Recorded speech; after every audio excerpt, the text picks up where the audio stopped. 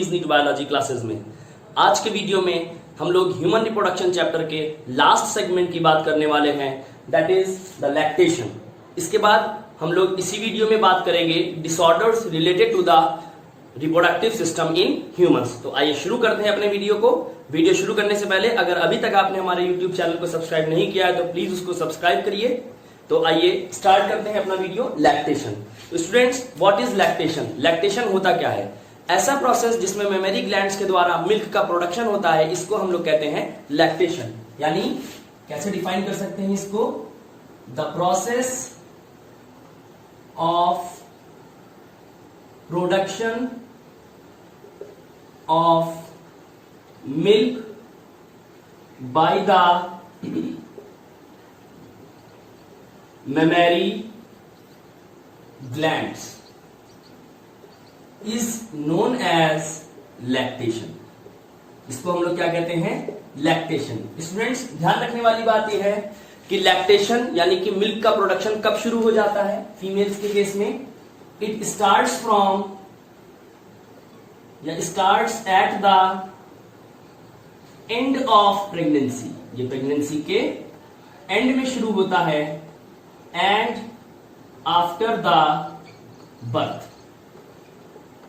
और ये बर्थ के बाद तक कंटिन्यू रहता है। क्लियर? तो इस तरह से हम लोग बात करते हैं। अगली चीज आती है लैक्टेशन में कि वो कौन से हार्मोन है जो इससे इन्वॉल्व है इस चीज में, प्रोसेस ऑफ लैक्टेशन में। तो देखिए, मिल्क का प्रोडक्शन यानी मिल्क प्रोडक्शन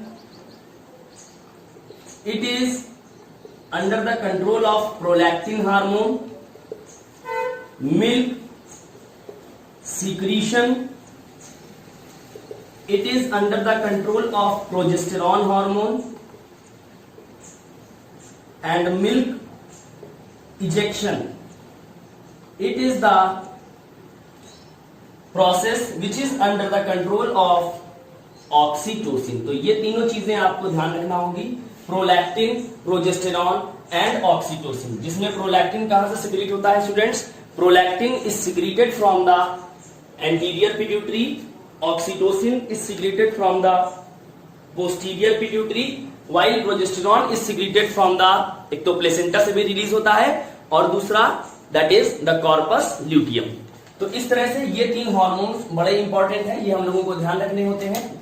उसके बाद जब आगे बढ़ते हैं, एक टर्म यूज होता है जिसको हम लोग कहते हैं colostrum. We called it as colostrum, COLOSTRUM, colostrum. Colostrum क्या होता है? Colostrum is slightly yellowish in colour. ये येलोइश कलर का होता है, येलोइश कलर होता है, और ये कुछ नहीं है, it is the milk in the initial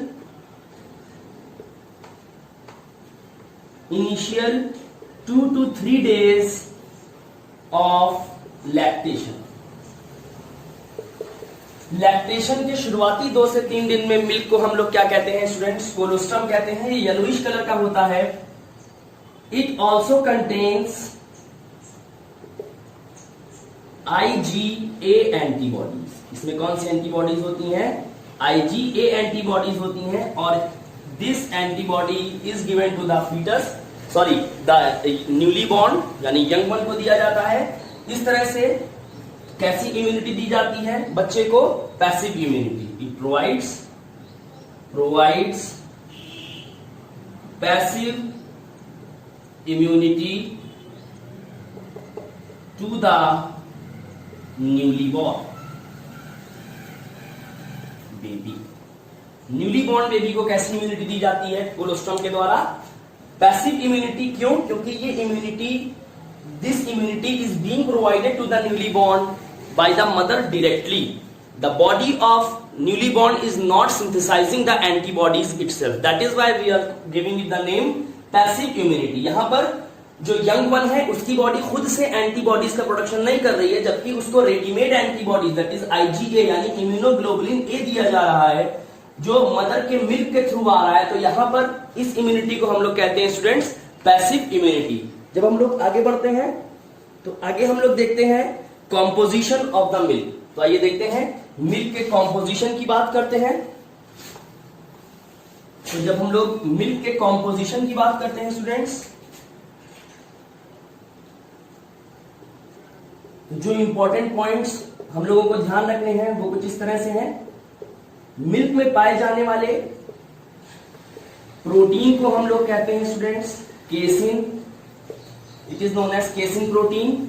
milk में पाई जाने वाली शुगर को हम लोग कहते हैं lactose, it is lactose sugar. और मिल्क में फैट भी पाया जाता है in the form of droplets, droplets के रूप में फैट भी यहां पर पाया जाता है। यहां पर सॉल्ट्स भी पाए जाते हैं, जैसे salts of calcium, phosphorus, potassium etcetera.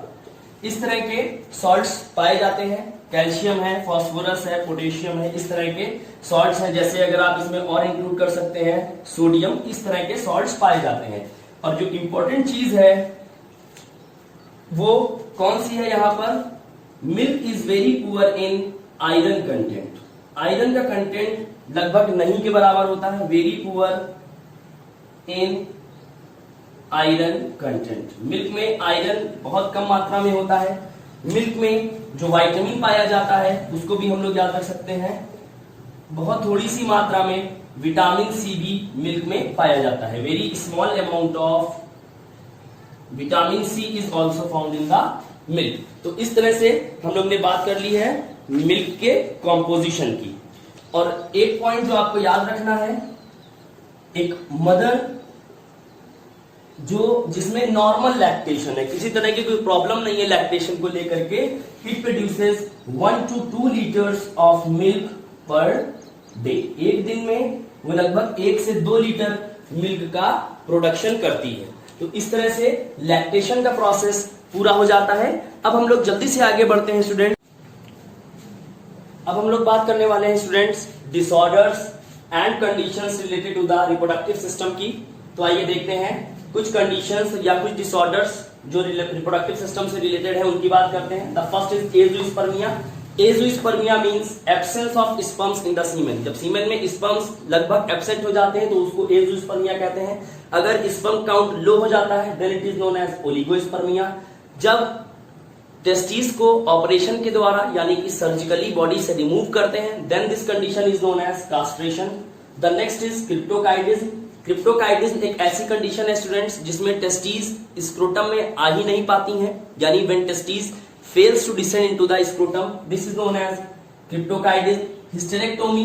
Hysterectomy means surgical removal of the uterus. जब यूट्रस को बॉडी से बाहर कर दिया जाए then it is known as hysterectomy, because hystera is the another name which is used for uterus. The next is prostatectomy. It means surgical removal of prostate gland or part of prostate gland. The next is hypomesia. Hypomesia का मतलब होता है under development of mammary glands and hypermesia का मतलब excessive development of the mammary glands. Other is gynecomastia. It means development of mammary glands in males. उसके बाद आता है ectopic pregnancy. Ectopic pregnancy means implantation outside the uterus. आमतौर से the site of implantation is uterus. जब implantation uterus को छोड़ करके कहीं पर भी हो जाता है फीमेल की बॉडी में तो उसको हम लोग कहते हैं ectopic pregnancy. The next is teratogeny. Teratogeny means production of male formed infants, यानी एबनॉर्मल इन्फेंट्स का डेवलपमेंट जब होता है तो उसको हम लोग कहते हैं टिरैटोजेनी। टिरैटोजेंस के द्वारा होगा। ये टिरैटोजेंस कौन से हो सकते हैं, थैलिडोमाइड और मर्क्यूरी, जिसकी बात मैंने प्रीवियस वीडियो में भी की हुई है। एक कंडीशन और यहां पर अगर आप याद रखना चाहें तो याद रख सकते हैं, that is inguinal hernia. What is this inguinal hernia? Inguinal hernia is the condition in which the intestine loops into the scrotum through the inguinal canal. जब इस इंटेस्टाइन जो है ये स्क्रोटम में आ जाती है इंग्विनल कैनाल के थ्रू। यूजुअली इंग्विनल कैनाल जो होती है इसमें टिश्यूज और मसल्स भर जाती हैं और ये ब्लॉक हो जाता है। लेकिन कभी कभी क्या होता है, किन्हीं कारणों की वजह से ये जो टिश्यूज वो डैमेज हो जाते हैं और इंग्विनल कैनाल के थ्रू इंटेस्टाइन जो है ये स्क्रोटम में आने लगती है। तो this condition is known as inguinal hernia. When intestine loops into the scrotum through inguinal canal. This is known as inguinal hernia. तो इस तरह से हम लोग ने अपना ये चैप्टर पूरा कर लिया है। अगर आपको हमारा ये वीडियो पसंद आया है तो हमको प्लीज कमेंट बॉक्स में जरूर बताएं, और अगर आपने अभी तक हमारे चैनल को सब्सक्राइब नहीं किया है तो प्लीज उसको सब्सक्राइब करें और अपने फ्रेंड्स, फैमिली एंड कलीग्स में ज्यादा से ज्यादा शेयर करें। Thank you.